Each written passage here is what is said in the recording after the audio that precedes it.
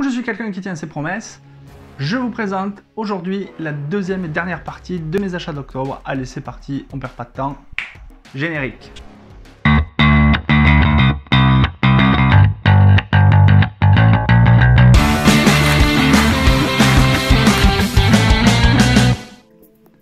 Il y a cette variante cover de Batman The Imposter pour le DC Black Label et c'est dessiné par Bermero. Oui, je suis un pigeon, tout ce qui sort de Bermero, toutes les couvertures qu'il fait, je les achète parce que j'adore ce dessinateur et j'adore son travail. Donc voilà, il y a celle-ci.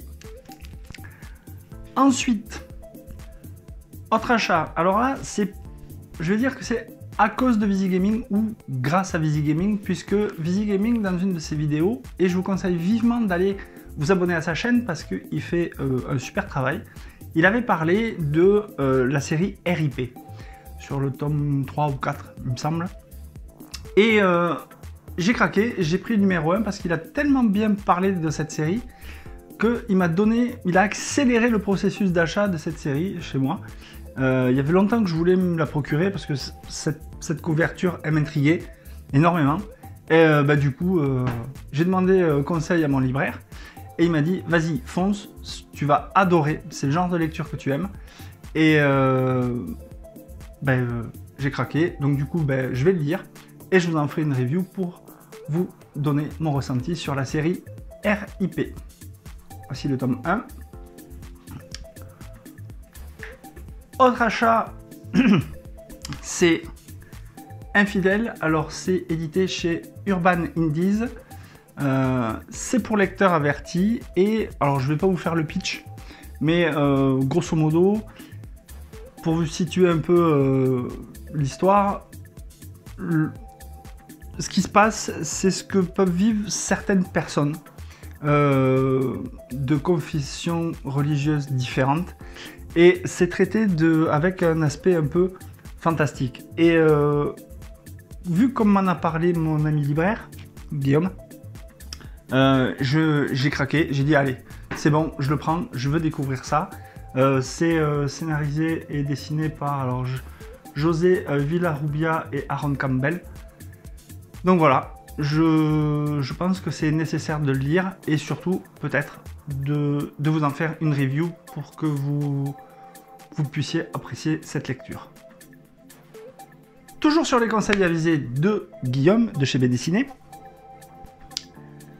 et il m'a conseillé de prendre Reckless. Alors Reckless, moi quand j'ai vu Sean Phillips et Ed Brubaker, je dis bon tu me convaincs jusqu'à moitié puisque j'allais le prendre, mais j'allais le prendre pour la cover et je me disais c'est intriguant, ça me fait penser à un film du style The Big Lebowski.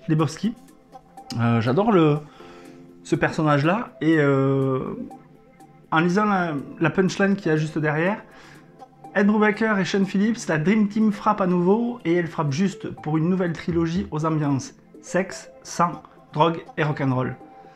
Un coup de poing dans l'estomac, donc je pense que ça va me plaire. Évidemment, j'ai énormément de lectures de retard. Et du coup, il y a des vidéos qui devaient sortir qui ne sont pas faites, mais je vous en parlerai en vidéo de Reckless. Allez, maintenant on va passer à la franco-belge. Alors évidemment, la sortie du mois, de cette deuxième partie du mois d'octobre, c'est le 39e album d'Astérix, Astérix et le Griffon. J'attends énormément de ce 39e album, parce que depuis 2-3 albums, Conrad et Ferry, ils m'ont un petit peu déçu quant à la reprise de l'œuvre de Uderzo et Goscinny. Donc là, dans cet album, ils vont explorer de nouveaux territoires qu'on n'avait pas l'habitude de voir dans les autres albums. Et j'en attends énormément. Donc je le lirai. Évidemment, je le lirai puisque je l'ai acheté, il faut être con. Et je vous en ferai une review. Comme ça, je pourrai vous donner mon ressenti sur ce 39e album de notre petit Gaulois national. Autre BD franco-belge, scénarisé et dessiné par Joe Kelly et Nico Henrichon, c'est Fang. Alors, le pitch derrière, je vous le lis. Les démons sont parmi nous, ils mettent nos vivres, notre eau, nos vies en péril, ils se cachent à la vue de tous, sous une apparence humaine, ils peuvent être votre sosie, celui d'un frère ou de votre meilleur ami. Quelqu'un doit les arrêter, c'est bien ce que je compte faire. Donc Fang, c'est ce petit renard.